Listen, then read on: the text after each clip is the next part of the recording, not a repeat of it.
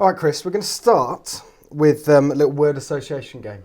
All right, so I'm going to say a phrase. Mm-hmm. You just say the first thing that pops into your mind, all right? I'm massively jet lagged, so this could go anywhere. This could go anywhere. This is the fun of it. Go on. The unpredictability. Tesla Cybertruck. Lego. Well, that's a very good way into it, because what was your first reaction when you saw that thing? You saw Lego troll him yesterday, did you? Yeah, I saw it. So I thought that was very funny. Yeah. I have two very distinct views on this, and I'm not sure which one I adhere to most.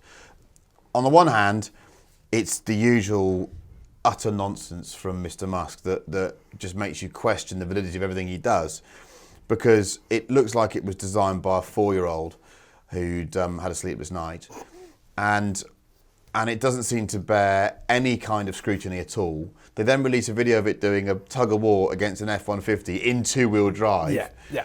And then they claim it's quicker than a GT3 RS. It's all absolute rubbish. Mm-hmm.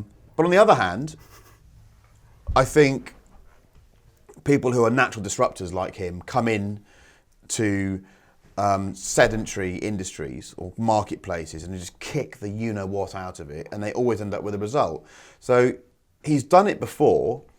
Do I think that the Cybertruck will look like that when it's finished? No, I don't. How does that pass any kind of pedestrian impact tests? Yeah. I mean, it looks like you could cut yourself on the bodywork if you walk too close to it. Basically, we've got this tried and tested format in the car industry, which is you do a concept car. Yeah. If enough people go, ooh, then you do a real one. What, 200,000 people have signed up for $100, so that's what... But he's just skipped that step. He's blurred that line. He's basically taking people's money before he's finished it. I think the thing itself is risible, largely, but what he does is he comes in and he questions what we accept from a product or from a particular vertical in the motor industry. And he's very good at that. So don't be surprised if he does produce a vehicle that can monster an F-150.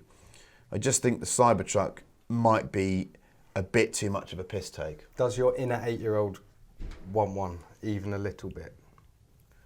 Yeah, I don't think it looks too bad. Most people think it looks awful. A bit of me goes, well, I mean, I think an F-150 I think that class of vehicle looks pretty ropey anyway. Yeah. But yeah, it's all these claims of it having 1 billion foot-pounds of torque and being able to tow this and that.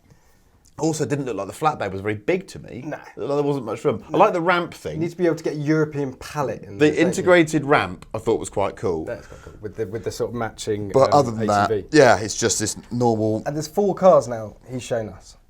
4 vehicles that you can't buy. That you can't buy. So the Semi, the Y, the Roadster, and now this. Yeah. And I'm sort of thinking that maybe the $25 million he's made in 6 days is probably going to finishing the Roadster. Well, that doesn't cover off his interest payments for last week, does it? I wouldn't have thought. So I don't know what he's up to. But it always comes back to one thing with me. You show me any of these cars that you can't buy, and I think this. He made a rocket that can land.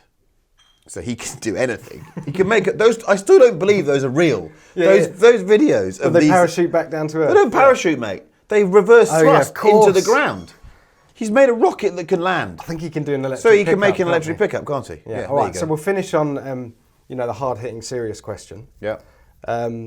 If you had to drive around for the rest of your life in either a Cybertruck or a DeLorean, that other stainless steel hero, which would it be?